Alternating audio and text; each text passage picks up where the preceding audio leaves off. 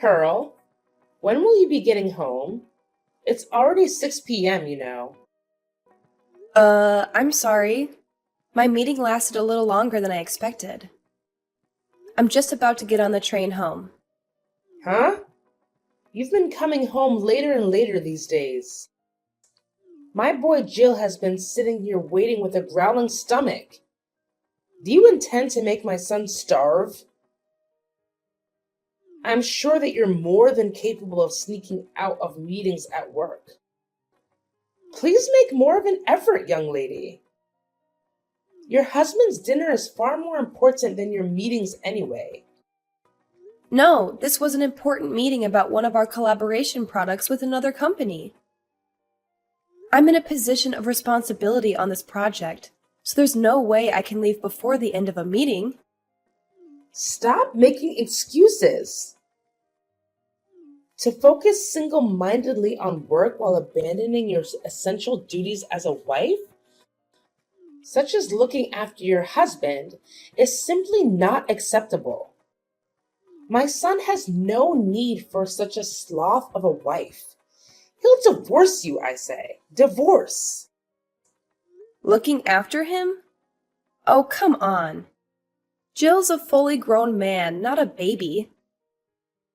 Plus, he's unemployed right now and spends all of his time at home. Do not talk back to me, young lady. Sorry. It's gonna be a little while longer before I get home, though.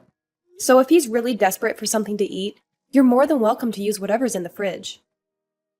To make something to eat between yourselves. What? Do you seriously intend to make your mother-in-law into some cheap imitation kitchen maid? Have you no shame? I've never heard of such a cheek. I'll have him divorce you if you're not careful. No, I didn't mean that. I'm sorry. Just forget I said anything. We won't be waiting for you any longer. Jill's so hungry. He's going to pass out if he doesn't eat soon. We'll find a sushi restaurant or someplace to eat out tonight, so we won't be needing any supper from the likes of you. Hold on a moment, Mom. I understand you're upset, but let's not jump to conclusions or make threats. It's not fair to bring divorce into the conversation. We can discuss this calmly. Calmly? How can I stay calm when you're proposing something so outrageous? Making your own mother-in-law work as a kitchen maid is disrespectful to say the least. I'm your family, not hired help. I apologize if it came across that way, Mom. It was never my intention to disrespect anyone. I was merely suggesting that you could lend a hand in the kitchen, not take on the role of a maid. I understand that family dynamics can be sensitive, and I didn't mean to offend you. Well, it certainly sounded like you were suggesting something demeaning. But let's put that aside for now. We need to focus on Jill's hunger. He's feeling really weak, and we can't afford to wait any longer. I understand the urgency, Mom, but as you can see, Jill is a grown man now, so he could of course handle his own meal. You shouldn't have to worry about him that much. Oh, trust me, Pearl. I'm well aware that Jill is a grown man. But as his mother, it's only natural for me to be concerned about his well-being. I've been taking care of him since he was a baby, after all. Well, Mom, I think it's time to let go a little. Jill is perfectly capable of taking care of himself. He doesn't need to be coddled or worried over every minute of the day. Coddled? Worried over? Oh, please, Pearl. It's called being a loving and caring mother. I'm not smothering him. I'm simply looking out for his best interests.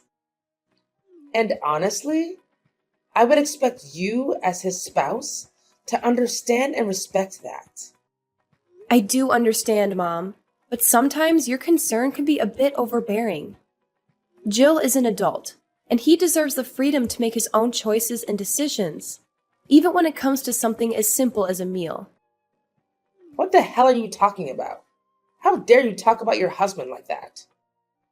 It's your responsibility to take care of your husband, but now I'm doing it for you.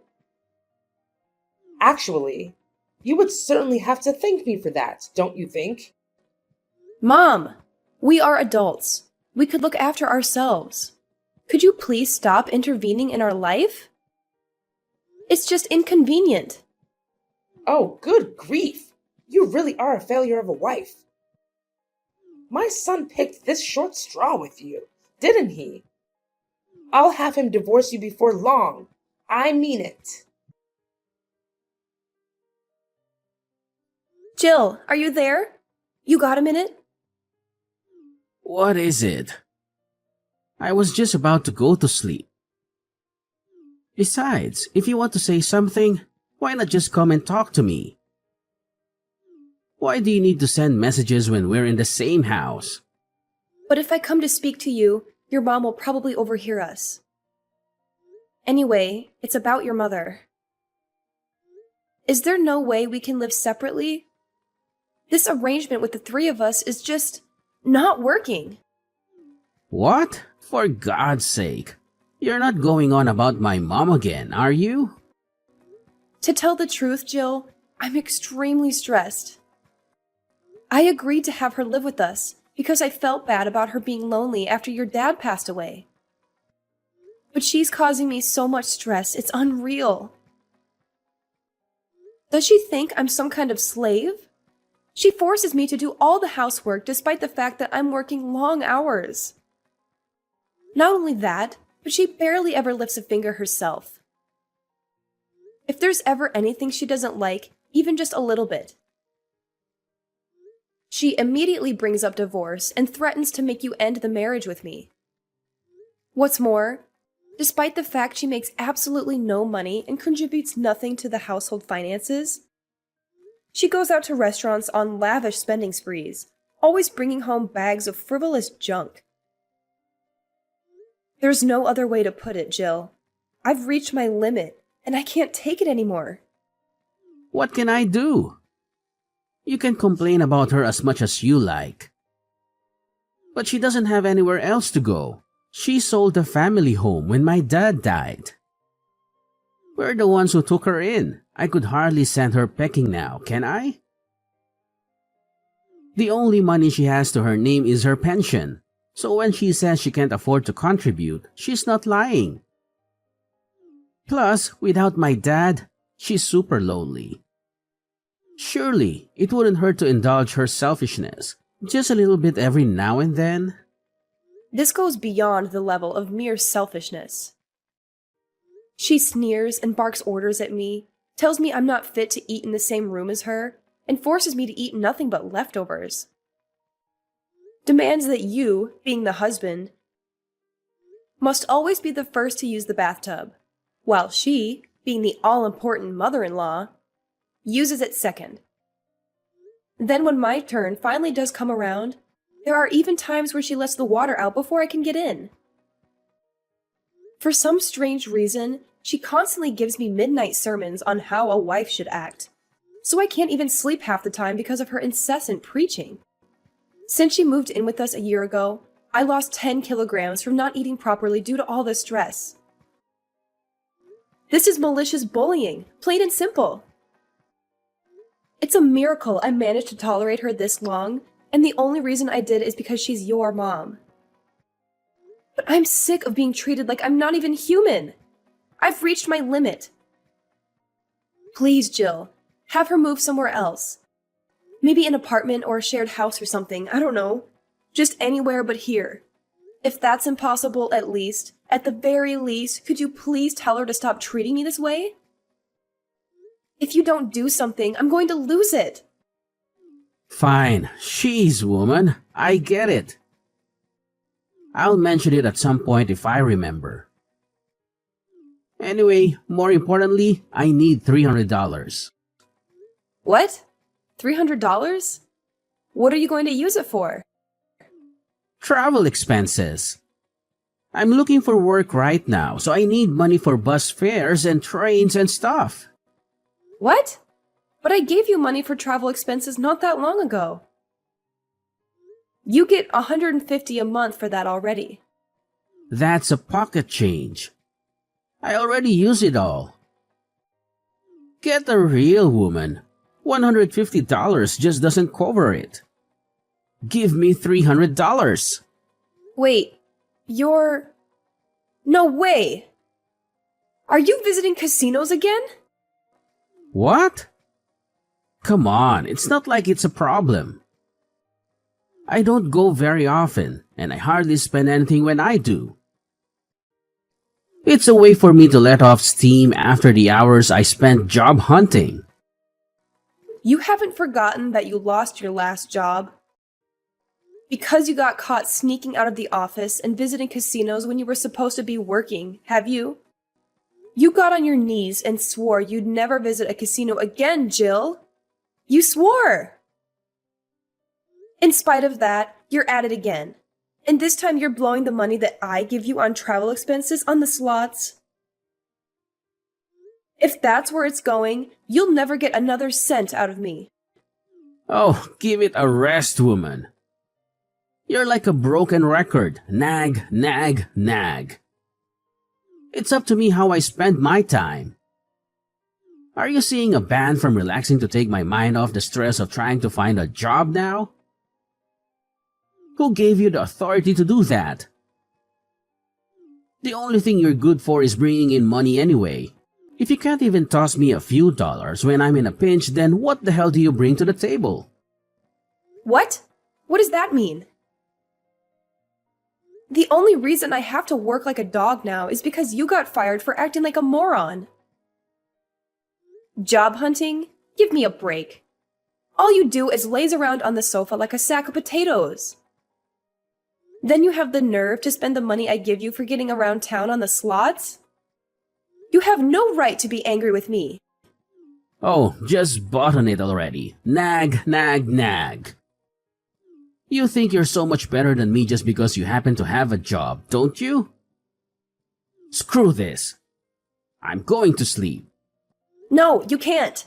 Just get up and talk to me. I'm not finished. Jill? Jill! Excuse me, Pearl. Answer me. What is it?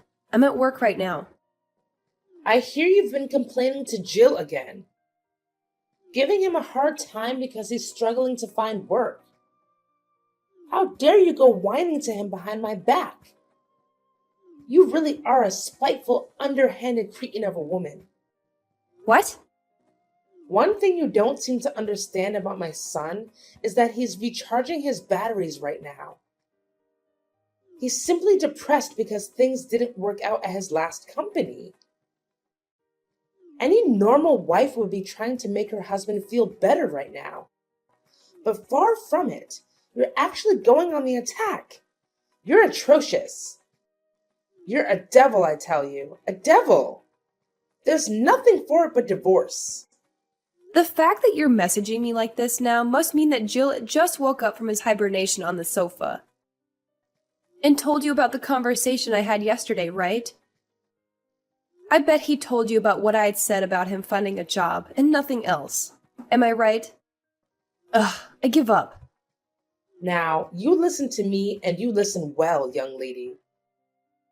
You need to make more of an effort to stand up for your husband. You need to have his back.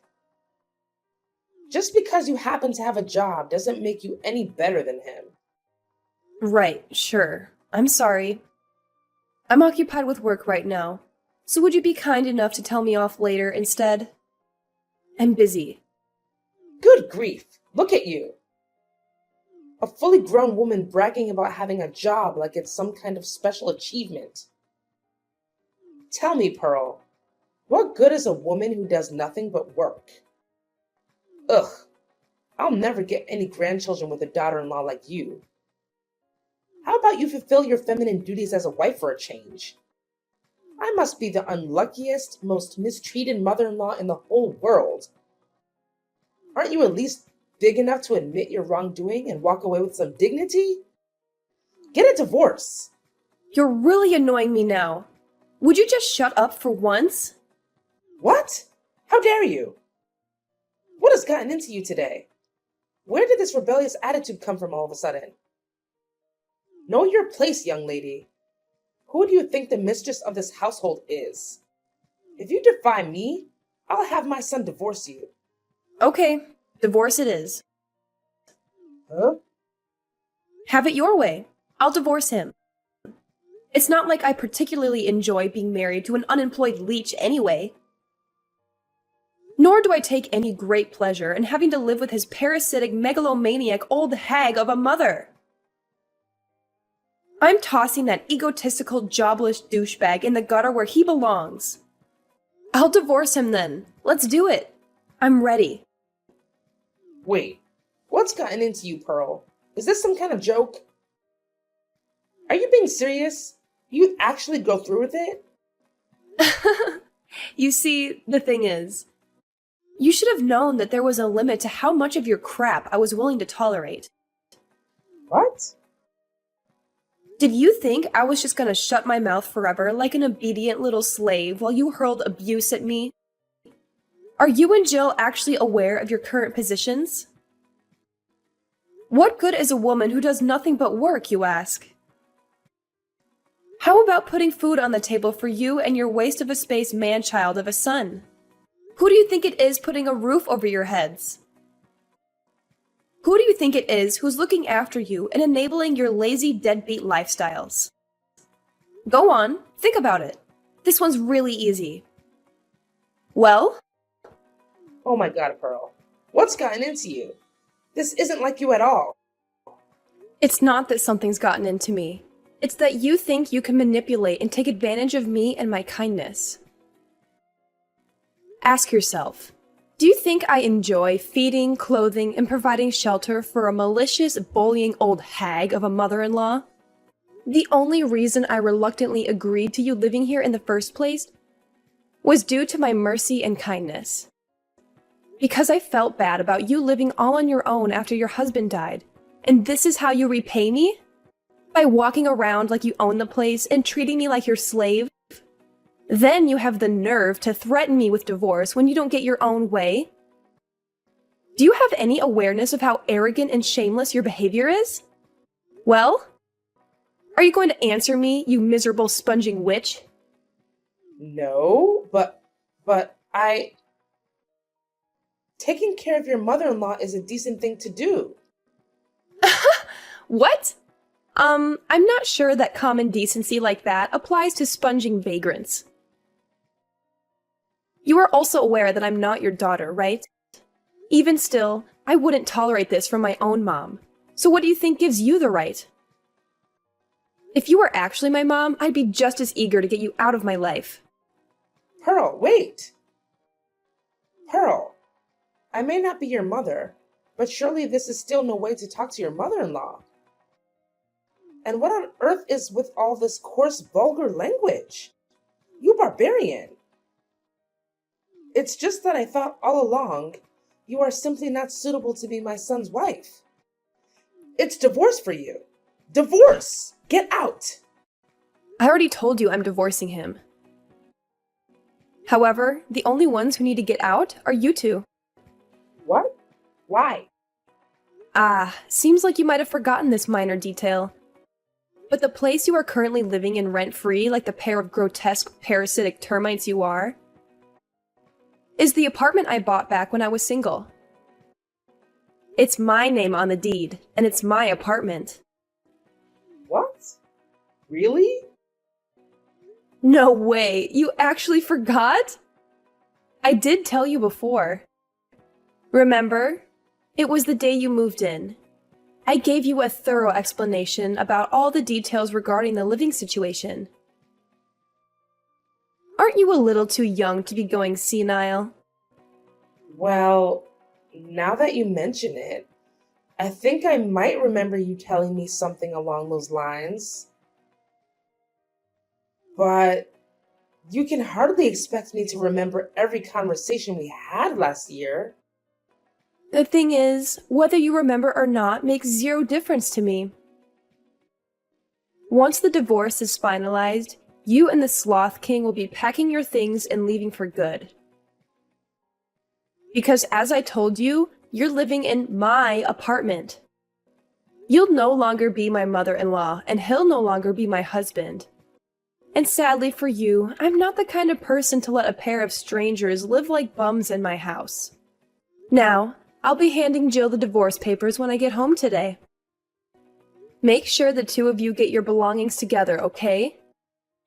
Luckily for you, in my infinite generosity and benevolence, I'm willing to give you until tomorrow evening to get out. Don't think you'll be getting anything to eat, though. Pearl, just wait. Surely you're not going to divorce him immediately today. You don't actually plan on kicking your husband and mother-in-law on the streets, do you? I simply do not agree. This divorce isn't happening. I won't allow it. What the? Why have you done a complete 180 all of a sudden? You seem to be happy enough to walk all over me when you thought you could get away with it. You waved around the notion of a divorce like it was your prized family crest, using it as a pretext to say whatever you wanted, whenever you wanted. Then the moment you realize things are no longer going in your favor, you're suddenly opposed to it? Don't make me laugh. What? You're the one who started all this in the first place. You wanted to fight, didn't you? All I did was give you what you wanted. You should be grateful.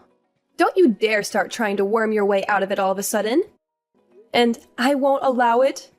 Who do you think you are? Since when were you the queen? Did I miss your coronation? How about you try cultivating some awareness of your own position for once and putting a lid on that monstrous mouth of yours? I'm so sorry. This is all my fault. It's too late to apologize now. I'm dead set on divorce and nothing can change my mind. Make sure you're gone by tomorrow night. And let me make one thing abundantly clear. There will be no distribution of assets. Jill, the eternal NEET, has no savings of his own, and we have no shared accounts either. There's no money for him to receive, not a single cent, so don't bother trying to put in any claims. I would feel bad about throwing you out into the streets without any clothes. So I'll allow you to take the bare minimum of clothing and everyday necessities with you. I take it you have no complaints about that? If I've made myself clear, hurry up and get out of my apartment. And take your good-for-nothing son with you. Oh my God. Please. Please. Just wait. Wait. We don't have anywhere to live. We sold the family home and my husband passed. My pension doesn't amount to much either. Jill doesn't even have a job. Please.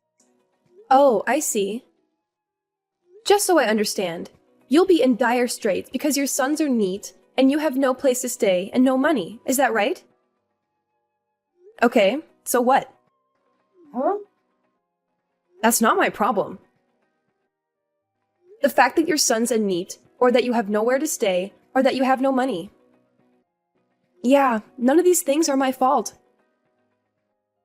If you're struggling for money, you could always have Jill earn you both a living on the slots.